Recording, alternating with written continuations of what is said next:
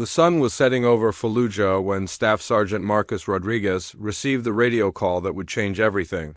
His unit had been patrolling the dangerous Al-Anbar province for 3 months, but nothing had prepared them for what they were about to face. The intel was clear: insurgents had taken control of a strategic building in the heart of the city, and American forces needed to move fast. Rodriguez looked at his team of 8 Marines.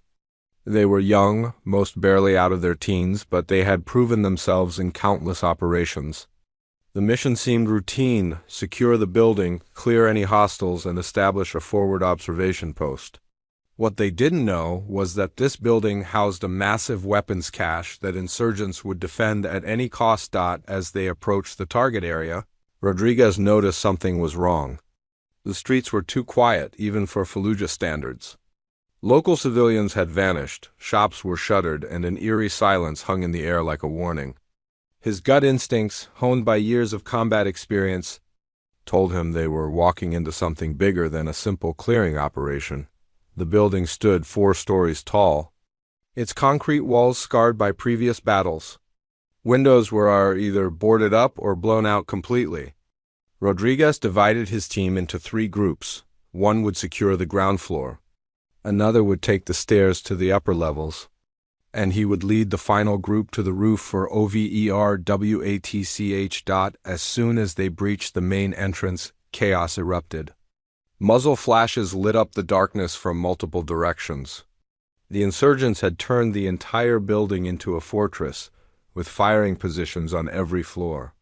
Rodriguez realized they had walked into a carefully planned ambush. The enemy had been watching, waiting, and preparing for exactly this moment. The first bullet struck Rodriguez in the shoulder, spinning him around but not bringing him down. His training kicked in immediately: find cover, assess the situation, and keep his men alive. But as he dove behind a concrete pillar, more shots rang out. His radio operator, barely 19 years old, cried out as a round found its mark. The kid was hit, and Rodriguez knew they were in serious trouble. Within the first few minutes of the firefight, it became clear that this wasn't just a handful of insurgents. Intelligence estimates had been completely wrong. Instead of 5 or 6 fighters, they were facing at least 30 well-armed and well-positioned enemies who knew every corner of the building. The Marines were outnumbered, outgunned, and trapped in what had become a deadly maze. Rodriguez tried to call for backup, but the thick concrete walls were interfering with radio communications. Sporadic transmissions got through, but he couldn't get a clear message to headquarters about their situation. His team was scattered across the building, engaged in separate firefights, and ammunition was already running low. Each minute that passed made their situation more desperate. The second hit came as Rodriguez was trying to reach his wounded radio operator. A bullet caught him in the leg, sending him crashing to the ground. Pain shot through his body, but adrenaline kept him moving. He dragged himself and the wounded Marine to better cover, all while enemy fire continued to rain down on their position. Blood was flowing freely from both wounds, but he refused to acknowledge the severity of his injuries. As the firefight continued into the night, Rodriguez was hit again and again. Bullets found their mark in his arm, his back, his other leg. Each impact felt like a sledgehammer blow, but somehow he remained conscious and continued to fight. His main concern wasn't his own survival, it was getting his Marines out alive. He had promised their families he would bring them home, and he intended to keep that promise no matter what it cost him. By midnight, Rodriguez had been struck by enemy fire 17 times. His uniform was soaked with blood, his vision was blurring, and his strength was fading fast. Several of his Marines were also wounded, and their ammunition was nearly exhausted. The insurgents seemed to have an endless supply of fighters and weapons. It was becoming clear that without immediate help, none of them would see sunrise. The radio finally crackled to life with a transmission that Rodriguez could barely make out through the static. Help was coming, but it would take time to organize and deploy. The question was whether he and his men could hold out long enough for rescue to arrive. As enemy fighters began to close in on their positions, Rodriguez made a decision that would define the rest of his life. They would fight until the very end. Rodriguez could barely keep his eyes open as he heard the explosions from the floor above. For a moment, he thought the insurgents were bringing in more heavy weapons to finish them off. His body was broken, 17 bullet wounds had left him weak from blood loss, and several of his Marines were in equally desperate condition. Young Private Johnson had stopped responding to his calls an hour ago, and Rodriguez feared the worst. The sound of American voices shouting tactical commands made Rodriguez think he was hallucinating. The blood loss was affecting his mind, and he had been hearing things that weren't there for the past few hours. But then he heard something that made his heart race, the distinctive sound of SEAL, team equipment, and the controlled aggression of professional operators' clearing rooms. Help had finally arrived, but they still had to fight their way through the insurgents to reach the trapped Marines. Thompson and his team were methodically working their way through the second floor. But the insurgents were putting up fierce resistance. Every room seemed to contain enemy fighters who were willing to die rather than surrender. Williams, the explosives expert, had already used most of his charges to blow through barricaded doors and walls. The building was becoming structurally unstable, but there was no choice. They had to reach the Marines before the insurgents executed them. The room where Rodriguez and his surviving Marines had taken shelter was at the far end of a long corridor that the insurgents had turned into a killing field. Machine gun positions at both ends made it nearly impossible for anyone to cross. Thompson studied the situation and realized they needed a distraction. Peterson, positioned on the roof, could provide sniper support, but the angles were difficult due to the building's layout. Garcia, the SEAL medic, was growing increasingly concerned about the time factor. The radio transmissions from the trapped Marines had become weaker and less frequent. Someone inside that room was dying, possibly multiple people, and every minute of delay reduced their chances of survival. Thompson made the difficult decision to split his team. Half would create a diversion while the other half attempted to breach the Marine position from an unexpected angle. The diversion worked better than expected. When Williams detonated a series of charges on the floor above, the ceiling partially collapsed, creating chaos among the insurgent positions. Dust and debris filled the corridor, providing momentary concealment for Thompson and Garcia to advance. They moved like shadows, using every piece of cover available while Peterson's sniper rifle eliminated threats from the rooftop. When Thompson finally reached the door to the Marines' position, he could hear weak voices inside pleading for help, but the door was locked and barricaded from the inside. The Marines had secured it against insurgent attack and couldn't open it themselves due to their injuries. Thompson had to make a quick decision about how to breach without endangering the wounded men inside. The wrong approach could collapse the ceiling on top of them. Garcia used his medical training to assess the situation by sound alone. He could hear labored breathing, weak moaning, and what sounded like someone trying unsuccessfully to speak. At least 2 people were alive in there, but their condition was critical. Thompson made the call to use a small shaped charge that would blow the lock without bringing down the surrounding structure. It was risky, but they were running out of options. The explosion was smaller than usual SEAL operations, but in the confined space it sounded like thunder. As soon as the door swung open, Garcia rushed inside with his medical kit while Thompson provided security. What he saw inside made his stomach turn. Rodriguez was sitting upright against the wall, his uniform completely soaked with blood, somehow still conscious and alert despite 17 gunshot wounds. Around him were 3 other Marines in various states of injury. Rodriguez looked up at Thompson with eyes that had seen too much death and whispered the words that would haunt the SEAL commander forever. "I promised their mothers I'd bring them home." Despite his own critical injuries, Rodriguez had spent the last 20 hours keeping his wounded Marines alive, sharing his water, applying pressure to their wounds, and maintaining their morale even as his own life ebbed away. Garcia immediately went to work on Rodriguez, while Thompson secured the room and called for immediate medical evacuation. The Marine Staff Sergeant had lost an enormous amount of blood and was showing signs of shock, but somehow his vital signs were still present. The medic had seen many wounded warriors, but Rodriguez's will to live was unlike anything he had encountered before. The man should have been dead hours ago, but sheer determination was keeping him conscious. As Garcia worked to stabilize Rodriguez and the other wounded Marines, Thompson coordinated with the extraction team. The building was still under enemy fire. The structure was compromised from the explosions, and they had multiple critical casualties to evacuate. The helicopter pilots would have to perform an extremely dangerous extraction under fire, lowering medics and stretchers into what was essentially a war zone. The most heartbreaking moment came when Rodriguez grabbed Thompson's arm with what little strength he had left and asked about Private Johnson, the young Marine who had stopped responding earlier. Garcia checked the young man's pulse and slowly shook his head. Rodriguez closed his eyes and whispered an apology to a mother he would have to face someday, promising her son would come home, but knowing that promise was now broken forever.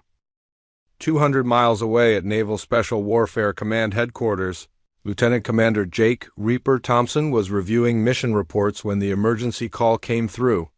A Marine unit was trapped in Fallujah, taking heavy casualties, and conventional rescue attempts had already failed twice. The insurgents had the building surrounded and were using heavy weapons to prevent any ground-based rescue operation. Thompson had been a Navy SEAL for 12 years, leading some of the most dangerous missions in Iraq and Afghanistan. His team, SEAL Team 6, was known for getting into impossible situations and bringing everyone home. But even for them, this mission would push the limits of what was considered feasible. The intel briefing painted a grim picture: at least 30 insurgents, heavy weapons, and unknown casualties among the trapped Marines. The plan that Thompson and his team developed was audacious, even by SEAL standards. They would insert via helicopter at night, fast rope onto the roof of the building, fight their way down through 4 floors of enemy-controlled territory, locate the survivors, and extract them under fire. The timeline was critical. The trapped Marines had been fighting for over 18 hours, and their ammunition and medical supplies were running dangerously low. Thompson assembled his 8-man team, each a specialist in their field. There was Garcia, the medic who could perform surgery under fire; Williams, the explosives expert who could blow through any barrier; and Peterson, the sniper who never missed his target. These weren't just soldiers, they were brothers, who had trained together for years and trusted each other with their lives. As they flew toward Fallujah in 2 Black Hawk helicopters, Thompson studied the building schematics one final time. The structure was a maze of rooms, corridors, and stairwells that provided countless hiding spots for enemy fighters. Intelligence suggested that the Marines were trapped on the 2nd floor, but their exact location was unknown. The SEALs would have to search room by room while under constant fire. The approach to the target was harrowing. Anti-aircraft fire lit up the night sky as insurgents tried to bring down the helicopters. The pilots performed evasive maneuvers that threw the SEALs around the cabin like ragdolls. Thompson could see the building below, its windows flashing with muzzle fire as the battle continued to rage. The Marines were still fighting, which meant at least some of them were still alive. The helicopter hover over the building was supposed to last 30 seconds, just long enough for the SEALs to fast rope onto the roof. But heavy ground fire forced the pilots to abort the first approach. On the second attempt, enemy tracers ripped through the aircraft's hull, missing the fuel tank by inches. Thompson made the call. They were going in regardless of the risk. These Marines had been fighting alone for too long. As Thompson's boots hit the rooftop, he immediately came under fire from insurgents positioned in nearby buildings. The enemy had anticipated a rescue attempt and had positioned snipers to cover all approaches. Peterson, the team sniper, quickly identified 3 enemy positions and began engaging them while the rest of the team moved to breach the roof access door. The sound of automatic weapons fire was deafening. The first floor of the building was a nightmare of smoke, debris, and blood. Bodies of insurgent fighters littered the hallways, testimony to the fierce resistance the Marines had put up. Thompson's team moved methodically, clearing each room and marking their progress. The enemy fire was intense, but the SEALs' superior training and equipment began to tell. They were making progress toward the 2nd floor where the Marines were believed to be trapped. Garcia, the team medic, was the first to spot signs of the Marines' blood trails leading to a heavily fortified room. where the survivors had made their last stand. Thompson could hear weak voices inside, American voices calling for help. But between the SEALs and the Marines were at least a dozen insurgents who had no intention of giving up their prize. The rescue was going to require everything the team had learned in years of combat. As Thompson prepared to breach the insurgent positions, he thought about the Marine who had been hit 17 times but was somehow still alive. The radio transmissions had been sporadic, but it was clear that at least one of the trapped men was severely wounded and needed immediate medical attention. Every second counted, and Thompson knew that failure wasn't an option. These Marines had held out far longer than anyone had thought possible. Now it was time to bring them home. The battle for the second floor was about to begin, and Thompson knew it would be the most challenging fight of his career.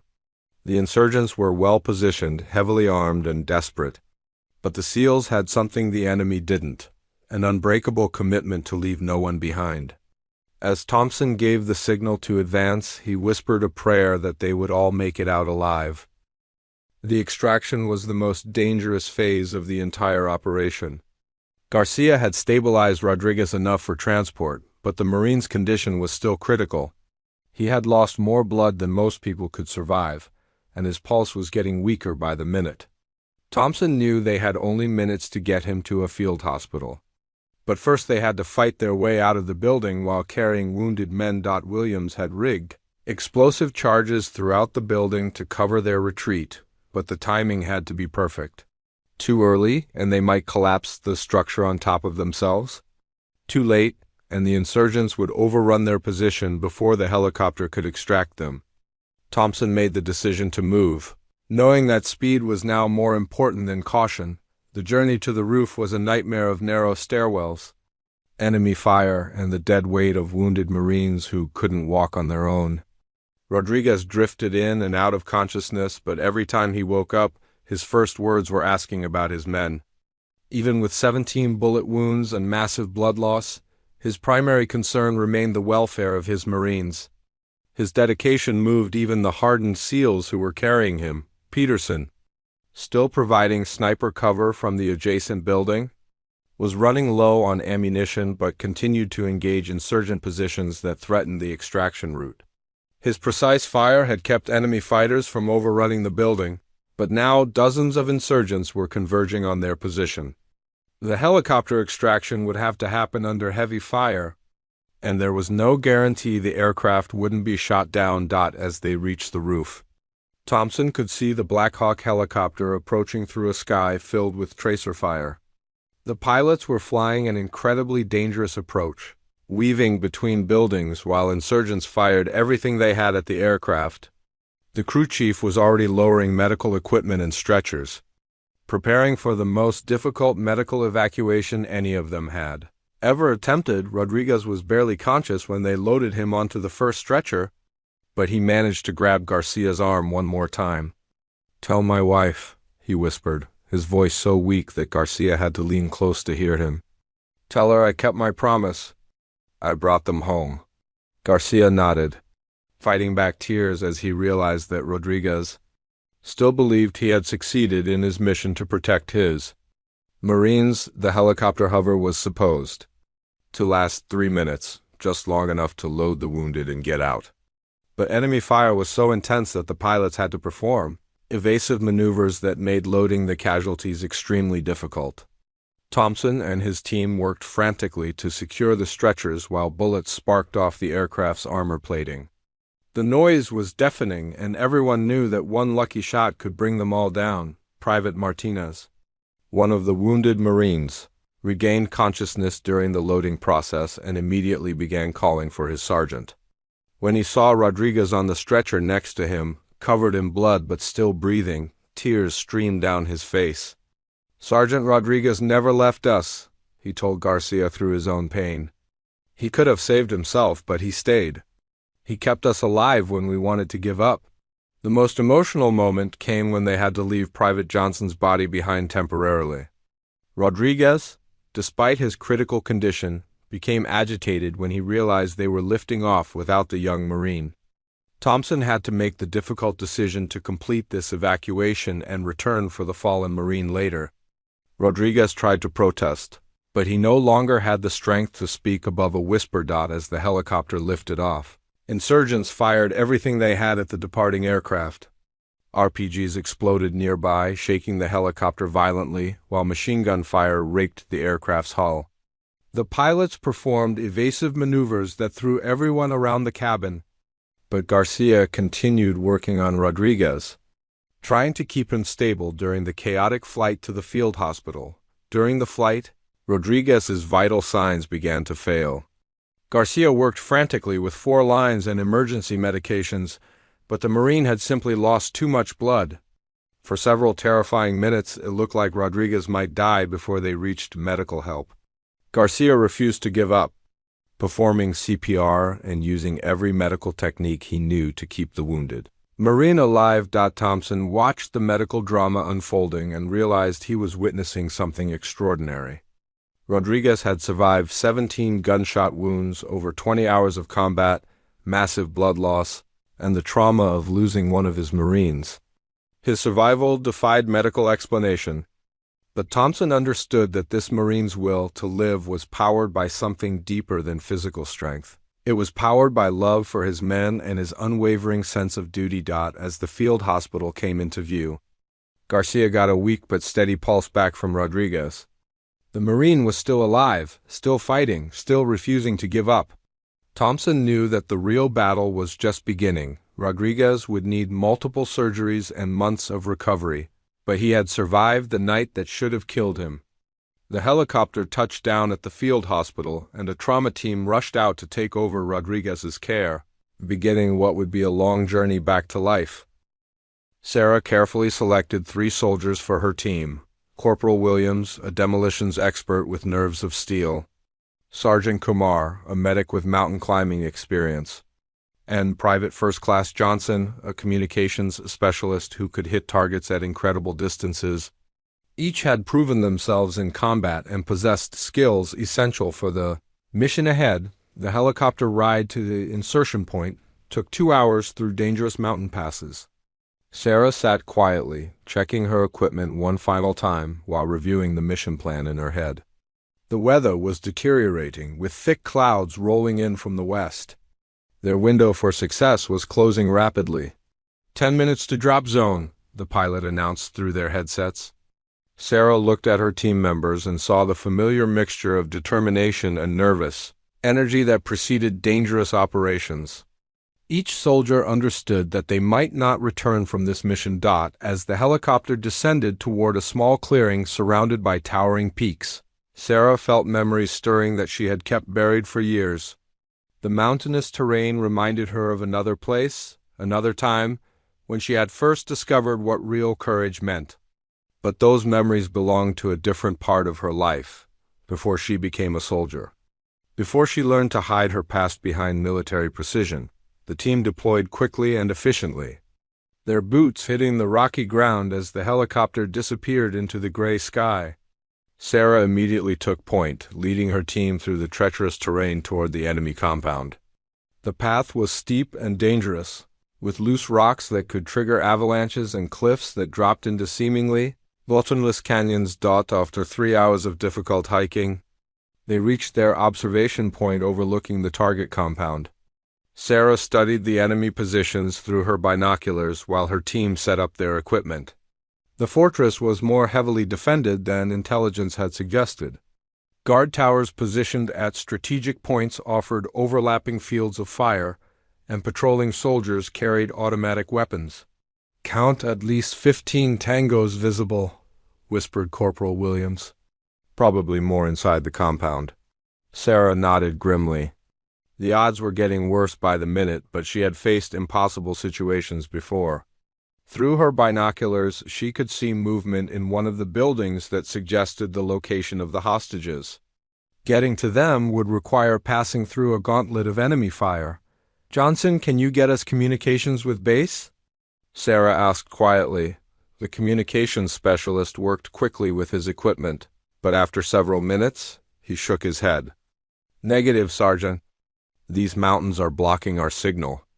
We're on our own until we reach the extraction point." Sarah had expected this possibility. Mountain operations were notoriously difficult for maintaining communications, and the enemy had chosen their location well. Her team would have to complete the mission without support or backup. As evening approached, Sarah finalized their assault plan.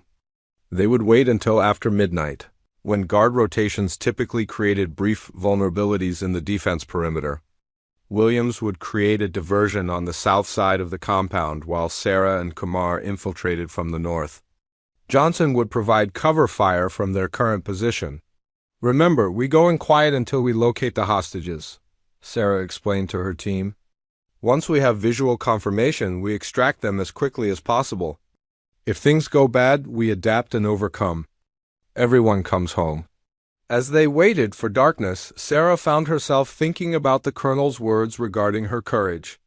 She wondered what he would think if he knew the real reason she never showed fear in combat situations. The truth was that she had experienced something far worse than bullets and explosions. She had survived something that made military combat seem manageable by comparison. At 0200 hours, Sarah gave the signal to begin the mission. Williams moved silently toward his position while Sarah and Kumar began their dangerous descent toward the compound. The moonlight was minimal, providing good concealment, but making the treacherous terrain even more dangerous to navigate. They reached the outer perimeter without detection. Sarah could hear guards talking quietly in a language she didn't recognize, their cigarette smoke drifting on the cold mountain air. Every step had to be calculated perfectly. One mistake would alert the entire compound and doom the hostages to execution. As they approached the building where they believed the hostages were being held, Sarah's heart pounded with anticipation and determination. This was the moment that would define her career and possibly save innocent lives. But unknown to her team, the enemy had been tracking their approach for the past hour. The rescue mission was about to become a deadly trap. The trap was sprung just as Sarah and Kumar reached the building containing the hostages.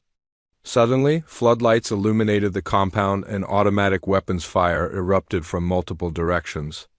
The enemy had been waiting for them, and now they were caught in a deadly crossfire with nowhere to run. "Get to cover," Sarah shouted as bullets whined past their heads. She and Kumar dove behind a concrete barrier just as the wall behind them exploded in a shower of debris.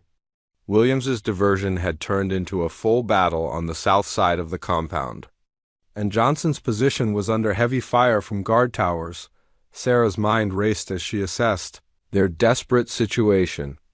They were outnumbered, outgunned, and trapped in an exposed position. Any normal soldier might have panicked or frozen under such overwhelming odds. But something deep inside Sarah awakened, something that had been forged years before she ever wore a military uniform, through the chaos of gunfire and explosions. Sarah heard voices crying out from inside the building just meters away. The hostages were there, probably terrified and believing they were about to die. She couldn't let that happen. She wouldn't let that happen. "Kumar, can you reach that window?" Sarah pointed to a small opening on the side of the building. Bullets continued to strike their cover, sending concrete fragments flying in all directions. "Maybe, but it's suicide to try," Kumar replied, reloading his weapon. "There's no cover between here and there." Sarah looked at the open ground they would need to cross. It was perhaps 20 meters, but it might as well have been 20 miles given the enemy fire concentrated on their position. Any movement would draw immediate attention from multiple gun positions. But as Sarah crouched behind the concrete barrier, something remarkable happened. The fear that might have paralyzed another soldier simply melted away. In its place came a cold, calculating determination that she had discovered years ago during the darkest period of her life. "I'm going for the window," Sarah announced. "When I move, lay down covering fire and keep their heads down." "Sergeant, that's insane," Kumar protested. "You'll never make it across that open ground." Sarah checked her ammunition and prepared to move. "Trust me, I've survived worse than this." What Kumar didn't know was that Sarah's calm under fire came from experiences that predated her military career. When she was 15 years old, her family had been trapped in their home during a devastating house fire. Her younger brother had been unconscious in an upstairs bedroom, and the stairway was engulfed in flames, while firefighters worked desperately to reach them. Sarah had made a choice that defined her character forever. She wrapped herself in wet blankets and ran directly through the wall of fire to reach her brother. The flames had burned through the blankets, searing her arms, back, and legs with scars that she still carried. But she had saved her brother's life. Now, facing enemy gunfire, Sarah felt that same clarity of purpose. The physical pain she had endured during the fire had taught her that the human body could survive far more than the mind believed possible. The emotional trauma of nearly losing her brother had shown her that some things were worth any risk. "On my signal," Sarah told Kumar. She took a deep breath and visualized her path to the window. Every step was planned, every potential obstacle considered. Now, Sarah exploded from their cover, running in a zigzag pattern across the open ground. Bullets struck the dirt around her feet and whistled past her head, but she never slowed down. Kumar's covering fire forced several enemy gunners to duck, creating brief gaps in the deadly crossfire. Sarah dove through the window in a crash of broken glass, rolling as she hit the floor inside. She came up with her weapon ready and quickly scanned the dark interior. The building appeared to be some kind of storage facility, with stacked crates providing cover and concealment. Moving deeper into the building, Sarah heard muffled voices speaking English. Her heart leaped with hope as she realized she had found the hostages. But getting to them would mean crossing a central area that was likely defended by enemy soldiers. As Sarah crept through the shadows toward the voices, she reflected on how the colonel had questioned her courage. He had no way of knowing that courage wasn't something she had to find within herself during dangerous moments. Courage was something that lived permanently in her heart, forged in fire and tested by pain that went far beyond anything the military had ever asked of her. The rescue was far from over. But Sarah knew with absolute certainty that she would not leave this compound without every hostage safely in her care.